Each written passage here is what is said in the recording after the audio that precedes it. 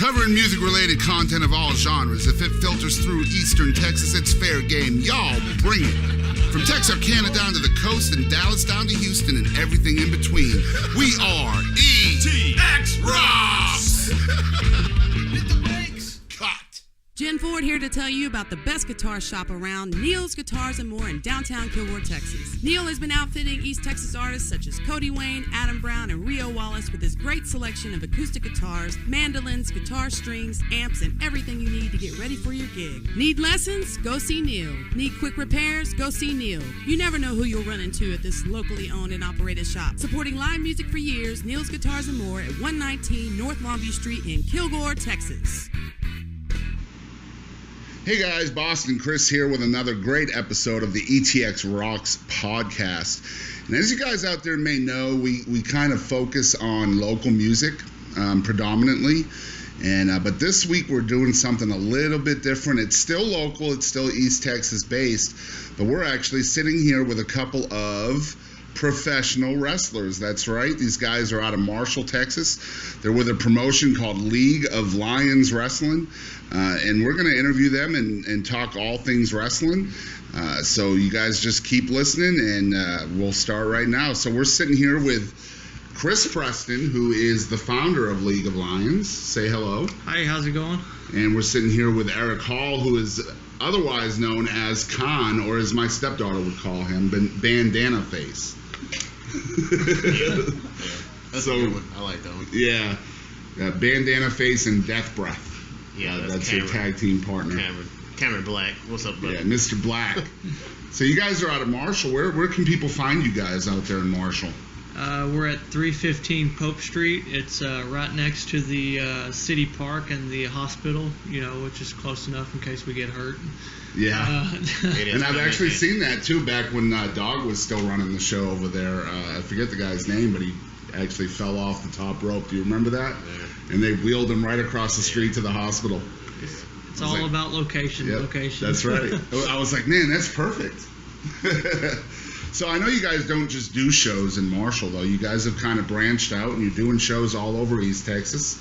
So tell the folks out there some of the places you guys have performed at. Well, so far we've performed at Marshall, of course. We've done shows in Longview at the Levee. We've done shows at the Gilmer Civic Center, Tyler Comic-Con, Kilgore at the Geek Street Festival. We got a show coming up next month in Jefferson at the Motorcycle Burn Benefit Rally. That's the Boo Benefit, right? Well, I think it used to be called the Boo Benefit. I don't think it's the Boo Benefit anymore, but, same thing. Okay. And how long, I know League of Lions is kind of a new promotion as well. How long has it been rocking? Well, September 17th, we'll have our 3-year anniversary show. Wow. So 3 years. 3 years. We started out, our first year, we did 12 shows a year. The next year, we just about doubled that. And this year, we've added even more to it. This year has been really, really busy for us, which is exactly what we want. Right. It's really cool to see, too, from the outside looking in. I mean, I'm a huge wrestling fan, as you know. And, it's fun to see you guys actually branching out and at first being in one location, and now you guys are doing Gusher Days, and you're doing this, and you're doing that. And then September 3rd in Tyler, you guys just came off your biggest show yet. So tell people how that went. Yeah, we did a fundraiser for the early college high school in Tyler. We had some pretty big guys there. We had Rodney Mack, Lance Hoyt. He wrestled for WWE. We had a CZW star Masada, Ring of Honor star Raymond Rowe. It was just a really big show. Fans really had a great time. Raised some good money for the drama club. So it was all around a good. It was a success, which is is always a good thing, I guess. And you're still a young guy. How old are you, Chris? The 22nd, I'll be 29. 29. How long you been wrestling? For 11 years. Wow, 11 years. So 18.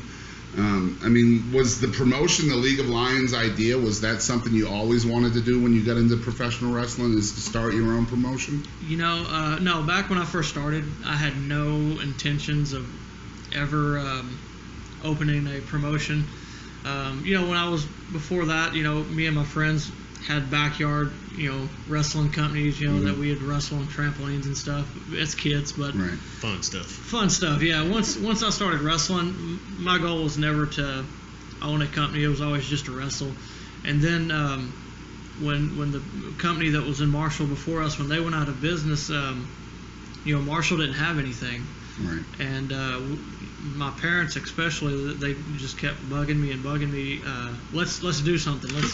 We got a perfect location. Let's do a show. And I was, I've seen how wrestling, kind of takes its toll on people that promote it. And I was like, I don't know. But they just kept after me. And eventually I said, you know what, if the first show does really good, we'll do it again. And the first show was a huge success. And, we've been doing it ever since. And so that's 3 years now. 3 years, yeah. So, I mean, what are the differences between, just being a performer and now kind of being that behind-the-scenes guy, too? When you're just wrestling, you pretty much just roll into the venue, find out what you're doing that night, and get with your opponent and, rock on. That's really all you got to worry about. You got to worry about your 10 minutes of ring time, and you're good. Promoting a show, Saturday, let's say, next Saturday we do a show.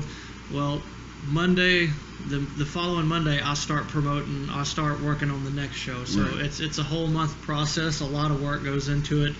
And then the day of the show, that's an all-day ordeal. A lot of production goes into it, a lot of setup. And then once the show starts, you got about 15 to 20 guys you have to manage, and that's like trying to wrangle cats. It's it's a lot of work. Wrestlers can be hard. It can be hard. Do you think it's harder where you're also a performer as well? I think that helps me a lot, because I know where a lot of the wrestlers, when wrestlers have gripes or complaints or even ideas, I kind of see where they're coming from. Right. As opposed to someone coming in like, oh, I'll just open a wrestling company, and they have no idea what wrestlers go through. Right. So I think it's an advantage for me, and I think that could be one of the reasons why we're as successful as we've been. Yeah, because you know both sides of it, so it's probably beneficial to you to be able to get it out there more, and know what guys want. Yeah, and that's promoting. I had no experience when we opened League of Lions. I had a really good friend named Sean Cordova. He had a promotion, so he was a lot of help. A lot of guys that I booked, they've been wrestling for longer than me, and they've been able to help me and guide me in the right direction. So I tried to surround myself with a vast amount of knowledge. So if I didn't know how to do something, or I didn't have any ideas, I could go to those guys, and that's been my fail-safe, is surrounding myself with tons of knowledge. And that's smart, very smart.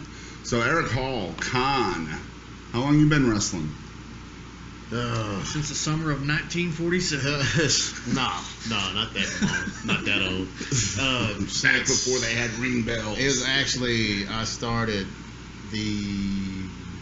I'd have to say the September right after 9/11 happened. Really? The October right after 9/11 happened, because I remember carrying a flag to my first match. I remember it was pretty emotional because of what had happened, and that's how I keep up with it.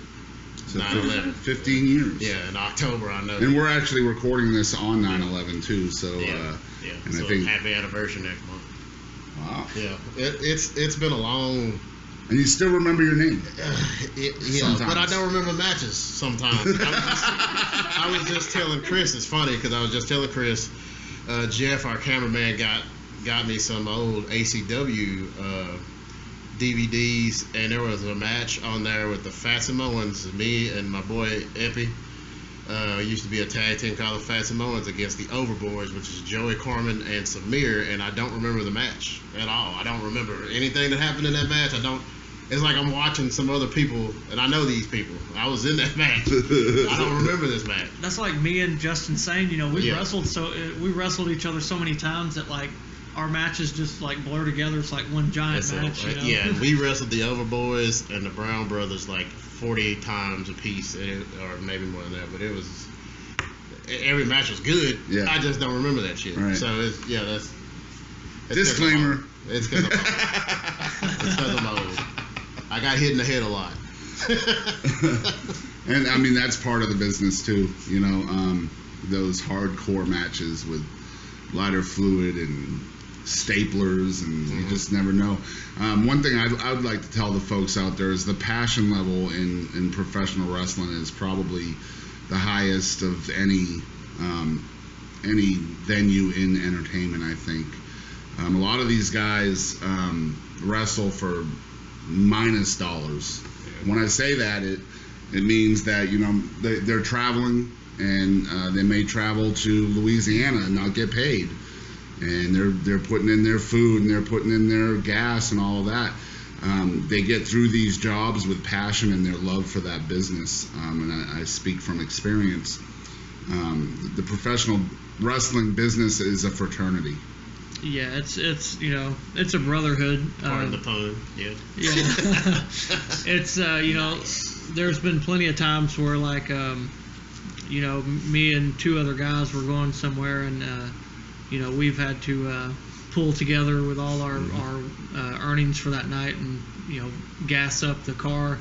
And when we get back, that's all we got a tank of gas out of the ordeal. But you know, that's just part of it. You know.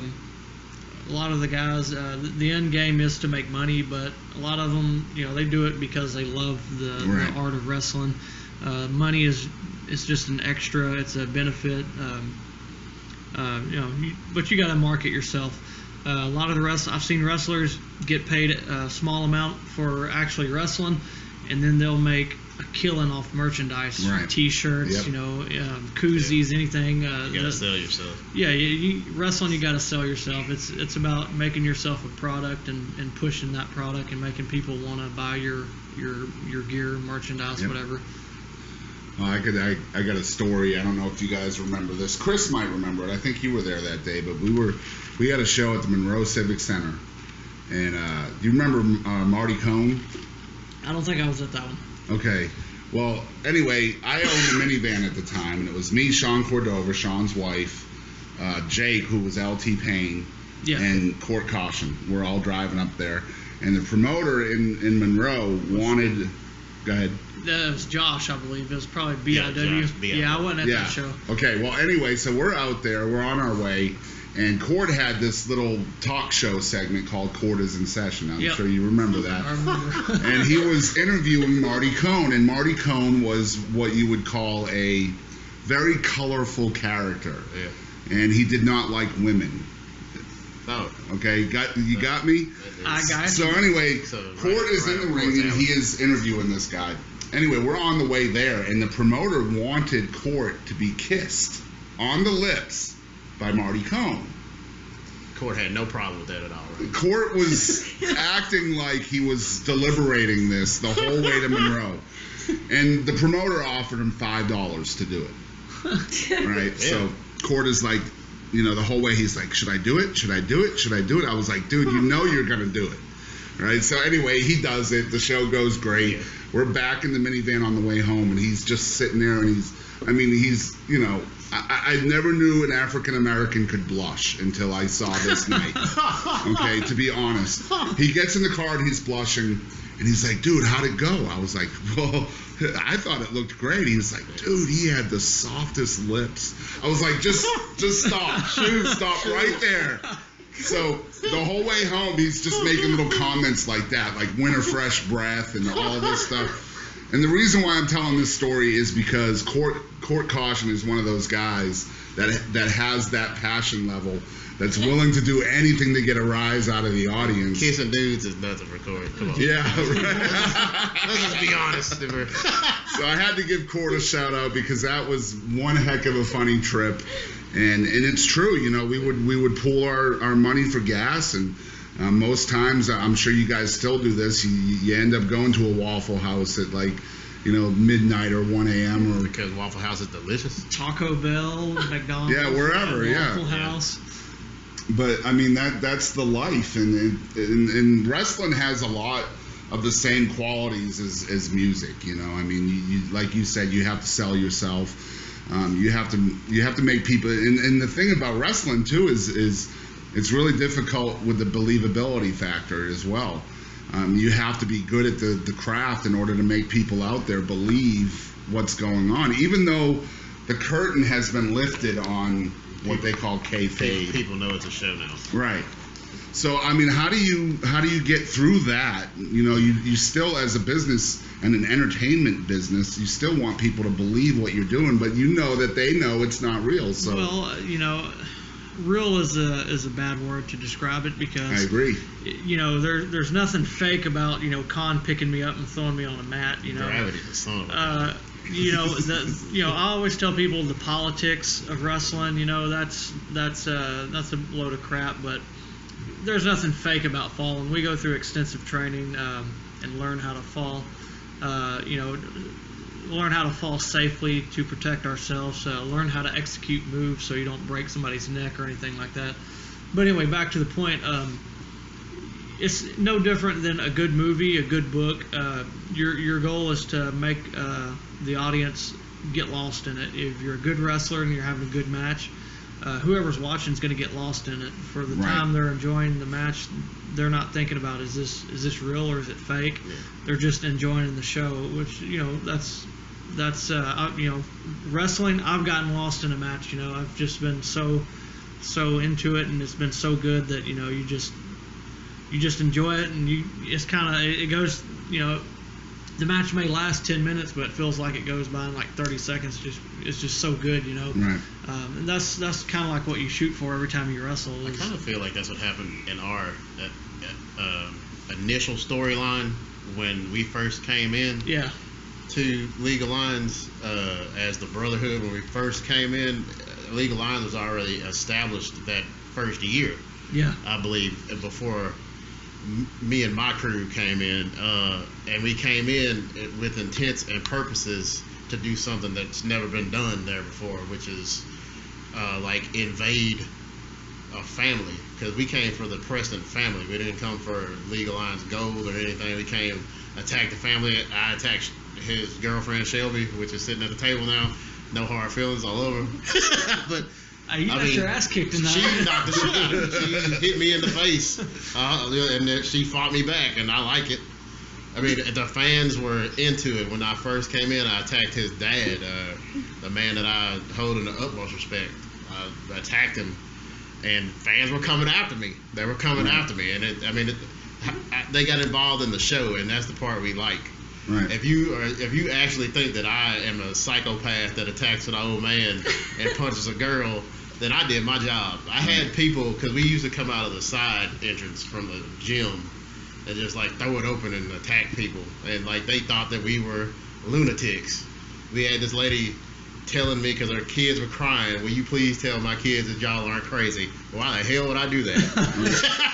So, I mean, let me ask you this, Con. I mean, psychology is a big part of wrestling. Yeah. What you're talking about. How do you gear yourself to get into that character so that you can psychologically mess with people? I mean, that's basically what it is. And I'm glad you asked me, because the character that I started out with is not the character I am now. It was constructed in a very dark place. I was going through some personal stuff, and I had asked Chris, what do you want me to do when I come back? And he's like, I want you to do something you've never done before. Something I've never done before is be a psychopath. And it was a believable psychopath, because I was coming. Have you ever seen the movie Cape Fear? Yes. Distinctly coming after somebody's family is not cool. Right. And that's exactly what I was trying to do. Something that is not cool.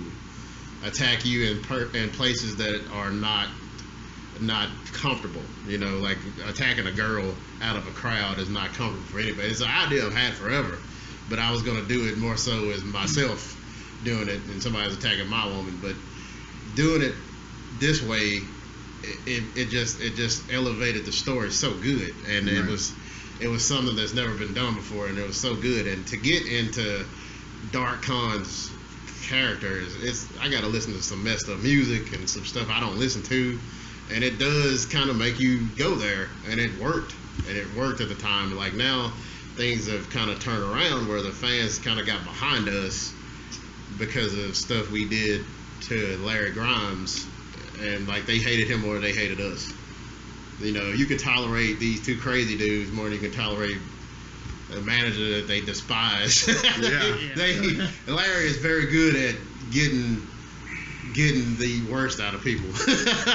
So as the promoter, I'm sure you're behind the creative as well with the company. Well, you know, sometimes I have good ideas, and then sometimes I'll go to like somebody, for example, Khan, and I'll be like, "Hey, dude, I got this idea," and I'm pretty sure there's sometimes he's thinking in his head like, "Dude, this idea sucks," but instead of being that, you know, that blunt about it, he's like, "Well, how about we do this?" And like, you know, he'll add, you know, his own flavor to it, and you know, that's really what I want. I want guys to be in on the creative process. I don't want to be I don't want anyone doing anything they don't want to do. He don't want to stifle our creativity. Yeah, no, he does not do that. And I hate to. I don't think it's my place to tell anybody, you know, your character. This is what I want you to do. I kind of feel like I talk to somebody, I get an idea of what they want to do with their character, and then I'll kind of like roll in. I'm like, you know what, your character is an evil psychopath.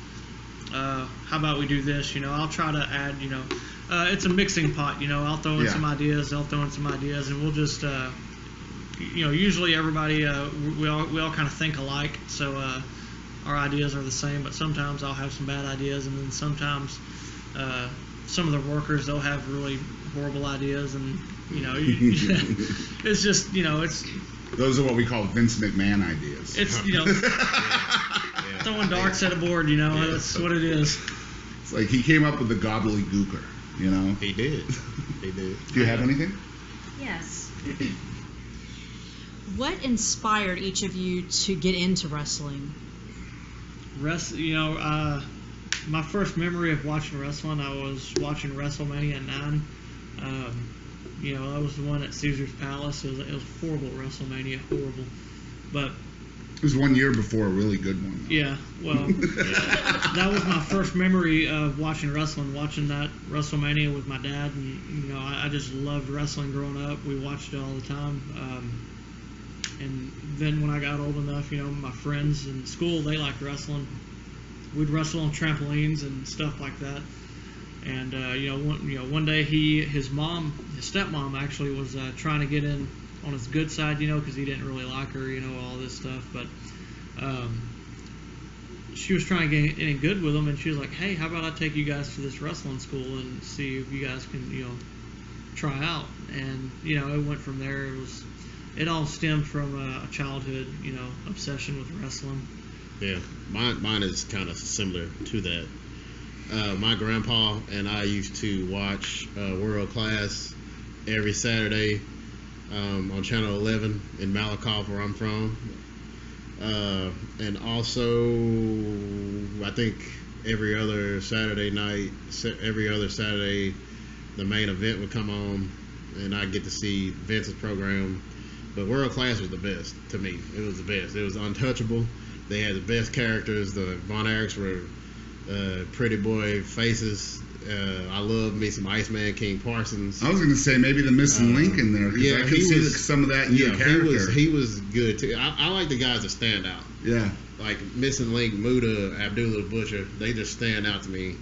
The Von Erichs are. You're supposed to go for them, you know. Right. But like I like Al Perez was a real smart heel that I liked, and it's funny. Al Perez is the guy that killed wrestling for me, because I was at a show at the TVCC gym. They were doing a live show, and Al Perez and Kevin Von Erich had just got through trying to murder each other. And then I look up in the stands back behind me, and my grandpa goes, "Check it out, boy." I look back there, they're up there talking to some chicks. They killed it for me. They killed it. Well, once you get into wrestling and you see that it's not the same thing in person as it is when you're watching it on TV, as wrestlers, what keeps you going? I don't, it's hard to watch wrestling now than when it was before I started wrestling. It's a lot different. I still a huge fan of wrestling. I'll try to watch every week when I can. I love wrestling. I love watching it. But it changes. You just get a different view. You notice things that you didn't notice before. It's totally. You can different. tell when someone messes up now. I hate it when people blow spots because I know it now. Yeah. You kind of critique it more than you enjoy it, and that's that's a big difference. Or when they talk to each other in the match. Yeah. And before you were involved in the business, you wouldn't even notice that, but now it's like, oh my gosh. Yeah. A little less. Some people are chatty. Some people are chatty. Yes, absolutely. Well, I've been to a few of your shows. And I was never a wrestling fan. My brothers had it on occasionally, my cousins had it on occasionally, and I've heard a few names tossed around here and there, but I never really cared for it. But I do have to say, as somebody who was not particularly a wrestling fan, going to your shows, I was blown away by how engaging it was. I mean, I found myself shouting for my favorite wrestler, somebody I'd never met before. You guys just get in the ring and do what you do, and it just enraptures the people that watch. And I've recently learned the difference, as Chris has taught me, between wrestling is fake, as a lot of people say wrestling is fake, but that's not really the right terminology. The way he describes it is wrestling is scripted. Yeah, that's what you want to call it. Our shows are a lot different than what you see on TV, because if you go to one of those shows, you're sitting 50 yards from a ring, and of course, the fireworks, the show is awesome. Spectacular. It's really, really big deal, but our shows are usually on a very smaller scale, real intimate setting. You get closer to the ring. The wrestlers will interact with the fans as much as possible. So. Especially our guys, they try to make everybody feel like they're part of the show, and it's family friendly too. Oh yes, very. Our shows are family friendly. We had a couple of shows that we did, strictly for adults. There was at the Levee, Longview. There was our Untamed shows. My cup of tea. Yeah, that show that was kind of a reward for our guys, because. Being a family-friendly show, sometimes they'll slip in a bad word. Will slip up. They'll say something, because sometimes stuff we do does hurt. But Untamed was kind of like they let their hair down, I guess you could say, and they just did. It all came out because it was an adult crowd. Crowd loved it. The wrestlers loved it, and just about. Every other day, someone messages me like, "Hey, are we going to do an Untamed show again?" So we're actually doing an Untamed show at the biker rally in Jefferson nice. On the 7th. That's going to be an Untamed show. Very cool. Anything else? Do you have anything that you'd like to say to fans, to maybe aspiring youngsters that see what you do and are intrigued by it? If you like wrestling, don't give up. If you think you want to be a wrestler, then don't give up. We have a school that we train out of. We right at the gym where we host all of our shows. Just get in a gym, stay active. That's your best bet to get involved with wrestling, and it's a lot easier than you think. It's a lot of hard work, but if you want something, just go after it. Mm-hmm. Oh, me. Well, I'll say this to like the kids, man. I really do appreciate all the fans, the young ones, because I was there at one time, and that was back when kayfabe was alive. So they did not act like they appreciated us, but we knew that they did because they were in their characters all the time. Mm-hmm. And that is something that is it's hard to do now because of social media, but it's easier for us to be real. And us being real is, if you want to do this, stick to it and do it. Don't ever give up on what you want to do. And I would add to that, if you're interested in doing it, make sure you do it right. Yeah, Because- I'm not saying come join our school. You know, I am trying to plug the school, but I'm not saying you have to come to us. But getting a school that has a reputation, of being a good school. There are some schools out there, they'll take your money and they'll train you in what we call a backyard sense or a backyard fashion or whatever, and you'll be wearing horrible face paint, wrestling in trip pants and stuff like that.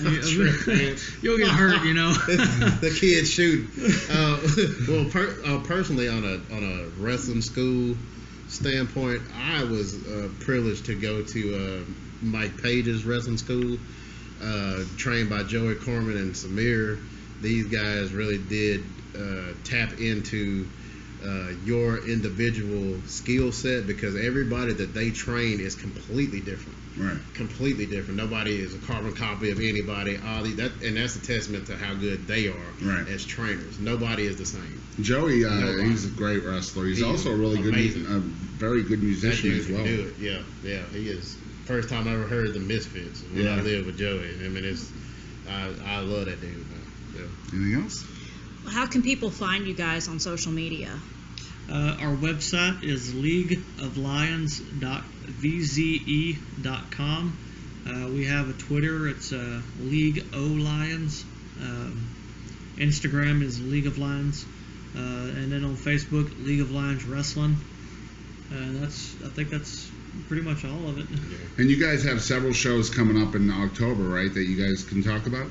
Yeah, we have the Jefferson biker rally that's on a Friday. The showtime starts at 6. Do you know the date on that one? It's October 7th. Okay. Right downtown in the beer gardens in Jefferson. Beautiful place.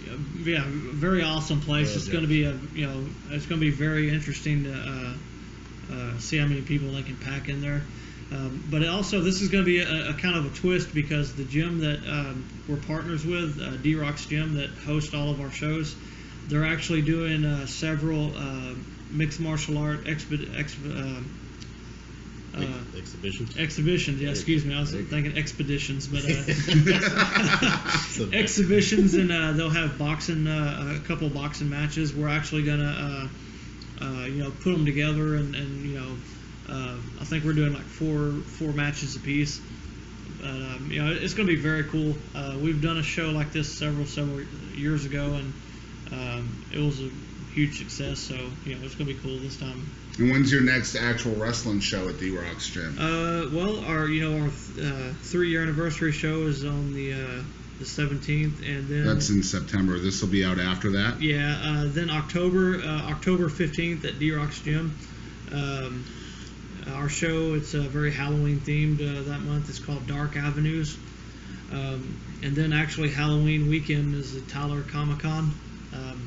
We'll probably end up doing about 4 shows that weekend. Awesome. So that'll be a really busy weekend. October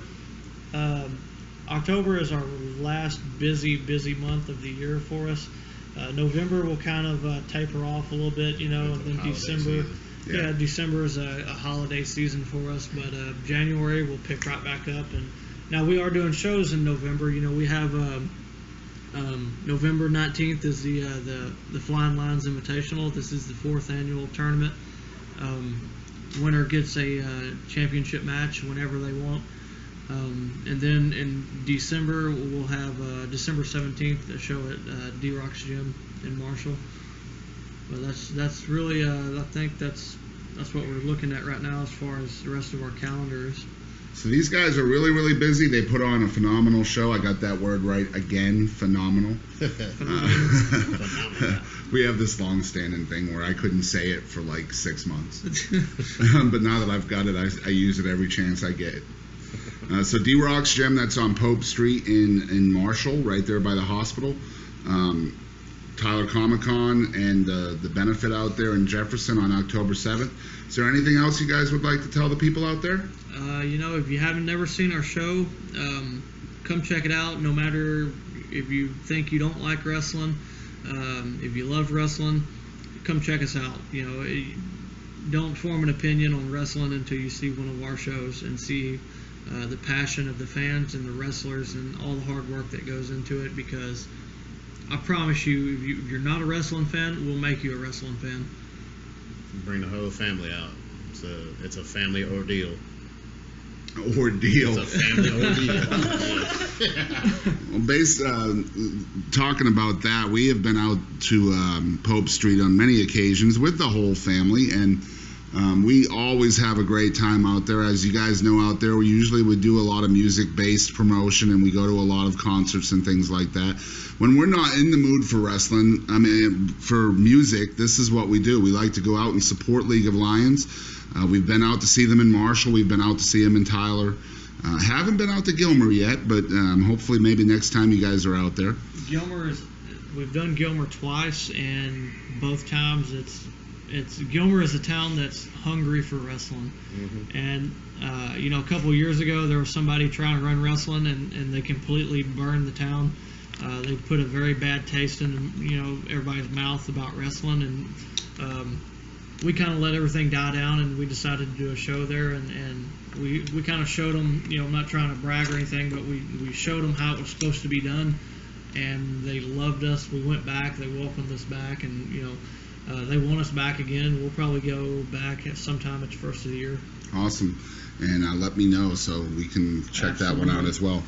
So there's several different people out there who might be interested in League of Lions. If you're a fan and you're wondering when their next show is, go to League of Lions on Facebook or leagueoflions.vze.com for all information, not only on future shows, but also on their roster. And I believe there's a title history and things like that on there. Wrestling school information. There's wrestling school information on there. If you're interested in becoming a professional wrestler, you can definitely check them out there as well. If you're a venue anywhere in East Texas, or I imagine anywhere, I'm sure you guys would go wherever you're called to go. If you're a venue out there, make sure you check these guys out. They put on a wholesome, family-friendly show. They can also do an untamed show for adults only. So make sure you check out League of Lions. We appreciate you guys coming on ETX Rocks. And thanks for listening, y'all. Remember to support local music, and ETX rocks. We are ETX Rocks!